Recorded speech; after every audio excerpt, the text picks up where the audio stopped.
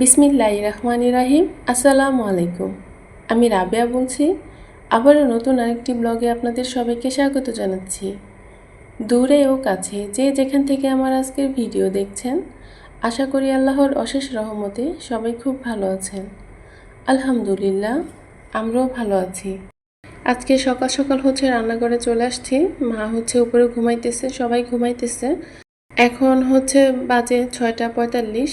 তো ভাবলাম যে মাকে ডাকার দরকার নেই, আমি নাস্তাটা বানিয়ে ফেলি। তো রান্নাঘরে আজকে বেশি থালা বাসন ছিল না, মা রাত্রে ধুয়ে ফেলছে, শুধু একটা কড়াই ছিল। তো ওগুলো আমি ধুয়ে নিলাম।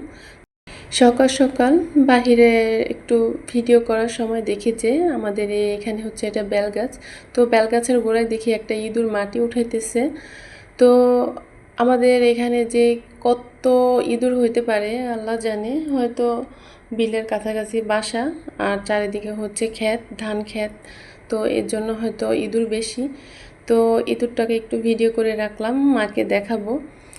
তো এই তো তারপরে আমি এখানে নাস্তাটা বানিয়ে নিব। তো আজকে ভাজি করব না, আজকে চা দিয়ে রুটি খাবো। তো মা আর রাইয়ান রাইসার জন্য ডিম ভাজি করব যদি ওরা খায়। তো আমি নাস্তাটা বানিয়ে তারপরে রাইয়ানকে ঘুম থেকে উঠাবো।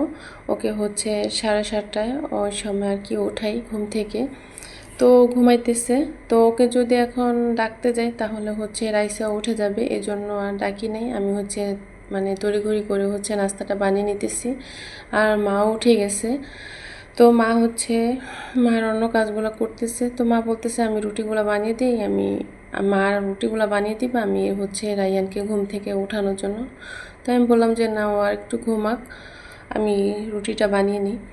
এই তো তারপরে আমি একে একে সবগুলা রুটি বানিয়ে নিব। আর আমি যখন রুটি বানাই আমার প্রথম রুটিটা একটু বাঁকা জাঁকা হয়। তো মাঝে মধ্যে একদম গোলগাল হয়ে যায়, আবার মাঝে মধ্যে রুটিগুলার কোনো সাইজ থাকে না। তো এই তো এখন আমি সবগুলা রুটি বানিয়ে নিতেছি।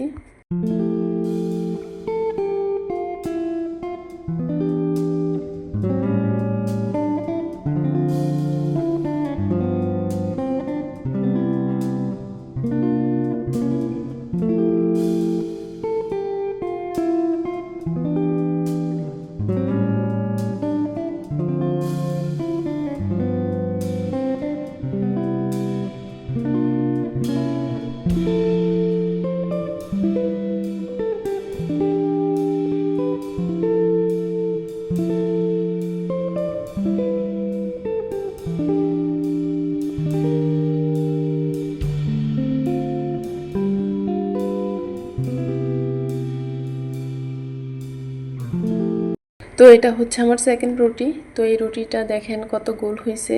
তো যখন রুটিগুলো গোল হয় তখন মানে আমি খুশি হয়ে যাই যে মাঝে মধ্যে এরকম গোল হয়ে যায়, আমি না চাইতেই গোল হয়ে যায়। আর মাঝে মধ্যে এত যত্ন করে রুটি বানাই তারপরে গোল হয় না। তো যেগুলো তাড়াহুড়া করে বানাই দেখি ওগুলাই কত সুন্দর গোল হয়। আর যেগুলো একদম যত্ন করে অনেক সময় করে নিয়ে বানাই ওগুলাই দেখি কেমন এলোপাথারি হয়ে যায়।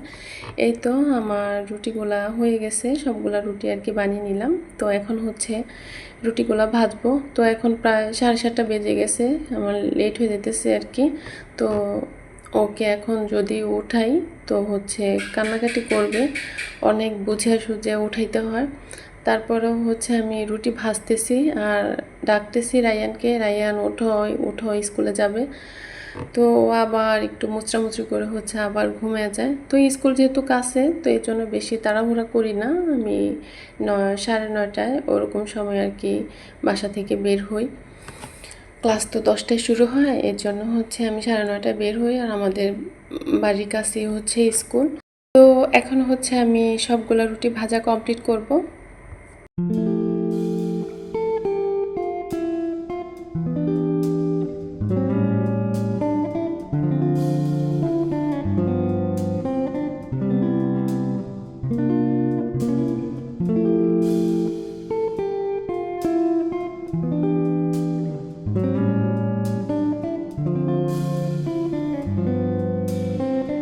তো রুটি ভাজার মাঝখানে রাইসা উঠে গেছে। তো ওর কাছে এখন মা আছে। তো ওঠার পরে হচ্ছে কয়েকবার আমাকে ডাক দিছে, তো আমি হচ্ছে কোনো আওয়াজ করি নাই। যদি আওয়াজ করি তাহলে হচ্ছে ও কান্না করে দিবে যে আমাকেই মানে আমারই ওর কাছে যাইতে হবে। এই জন্য হচ্ছে আমি আওয়াজ করি নাই, আমি রুটি ভাজতেছি আর মা হচ্ছে ওর কাছে আছে। তো এখন হচ্ছে নানি নাতনি শুয়ে শুয়ে আর কি কথা বলতেছে।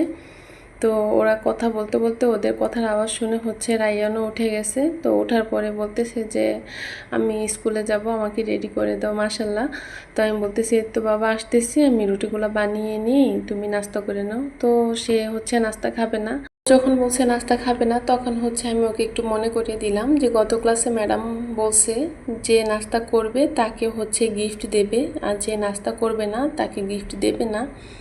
এটা বলার পরে হচ্ছে আচ্ছা আচ্ছা আমি নাস্তা খাবো, কিন্তু একটা খাবো। তো ওর একটা কথাটা হচ্ছে ও এক কামড় খাবে, যতটুকুই খাবে এক কামড় খাবে। দুপুরে ভাত খাওয়ার সময় বলে একটা খাবে, পড়ার সময় বলে একটা পড়বে। তো সব কিছুই সে একটা করবে। তো এই তো তারপরে হচ্ছে ওদের জন্য ডিম ভাজি করে নিলাম, রায়ান রাইসের জন্য ডিম ভাজি করে নিলাম, আর আমাদের জন্য চা রেডি করে নিলাম। চা বসিয়ে দিছি, চাটা এখনো হয়নি। তো এক চুলায় ডিম ভাজি করে নিলাম আর অন্য চুলায় চা বসিয়ে দিলাম, চা হইতেছে। তো এখন হচ্ছে আমি রায়ান রাইসাকে ফ্রেশ করিয়ে দিব।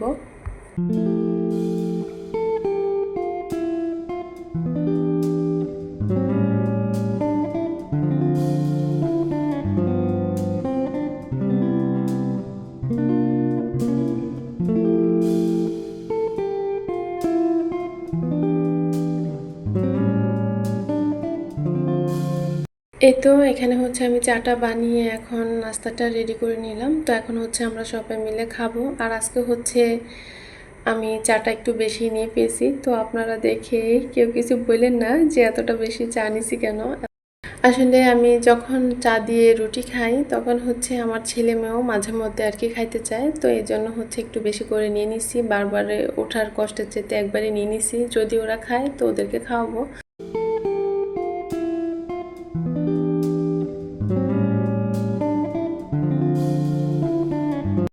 রায়ান বলতেছে ডিম খাবে না, ও চা দিয়ে রুটি খাবে। এই জন্য হচ্ছে রায়ান রাইসাকে আমি চা দিয়ে রুটি খাওয়াই দিতেছি। তারপরে যে অবশিষ্ট চা থাকবে ওটা দিয়ে হচ্ছে আমি খেয়ে নিব।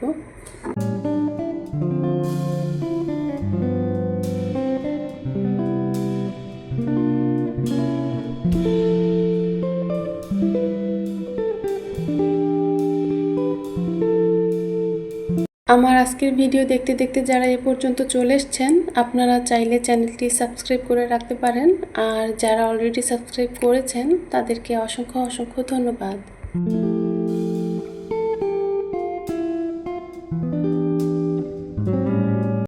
আমি এখন আমার মেয়েকে মার কাছে দিয়ে উপরে পাঠিয়ে দিছি, কারণ আমি যখন বোরকা হাতে নিই তখনই আমার মেয়ে খুব কান্নাকাটি করে। তো এখন হচ্ছে আমি নাস্তা খেয়ে স্কুলে চলে যাব। এই তো তারপরে হচ্ছে রায়ানের ছুটি। এখন বাসায় এসে দেখি যে আমার মা হচ্ছে ডিম দিয়ে আলু দিয়ে রান্না করতেছে।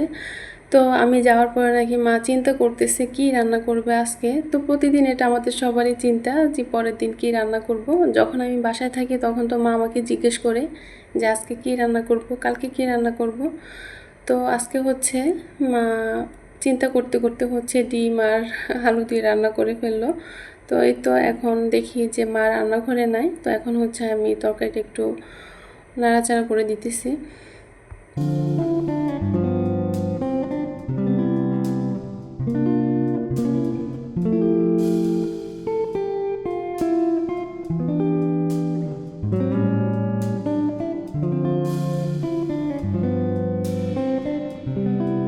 তো আমার ছেলেকে স্কুলে দেওয়ার পরে মাশাল্লাহ সব কিছু রুটিনের মধ্যে চলে আসছে। তো এখন হচ্ছে একটা আজান দিছে, তো এখন ওকে হচ্ছে আমি গোসল করে দিব, দুই ভাই বোনকে গোসল করে দিব।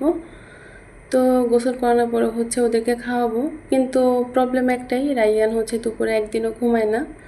রাইসা মাশাল্লাহ ঘুমায়, যতটুকুই ঘুমানোর ঘুমায়। বাড়িতে আসার পর পর হচ্ছে 1 মাস আমাকে প্রচণ্ড আকারে জ্বালাইছে। এখন মাশাল্লাহ একটু মানে স্থির হয়েছে। এই তো এখন হচ্ছে মাকে বলতেছে যে চুলা কি অফ করে দিব নাকি। তো মা বলতেছে যেহেতু আলুর তরকারি পরবর্তীতে হচ্ছে ঝোলটা আরও টানবে, তো অফ করে দেওয়ার জন্য। তো এখন হচ্ছে আমি চুলাটা অফ করে দিছি। তো আমি এখন রায়ান রাইসাকে গোসল করিয়ে দিব। গোসল করিয়ে হচ্ছে ওদেরকে খাবার খাওয়াবো। তো রাইসাকে ঘুম পাড়িয়ে তারপর হচ্ছে আমি গোসল করব।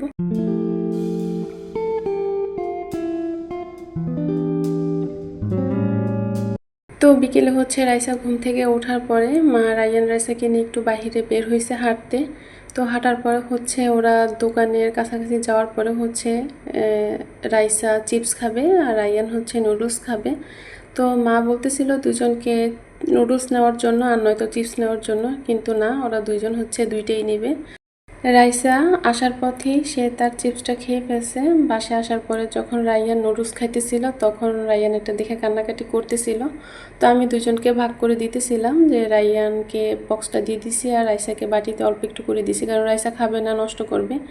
এখন এটা নিয়ে তারা দুই ভাই বোন কান্নাকাটি মারামারি করতেছে। তো আমি অনেক বুঝাইতেছি, তারা বুঝতেছে না। এই তো, আপনারা সবাই ভালো থাকবেন, সুস্থ থাকবেন, সুন্দর থাকবেন আর আমাদের জন্য দোয়া করবেন। আমরা আপনাদের জন্য দোয়া করি। আল্লাহ হাফেজ, আসসালামু আলাইকুম। না এটা খাও, এই যে তোমাকে কতটা দিছি মা, ধরো ধরো, এই যে নাও, ধরো ভাইয়া পচা নাও। আল্লাহ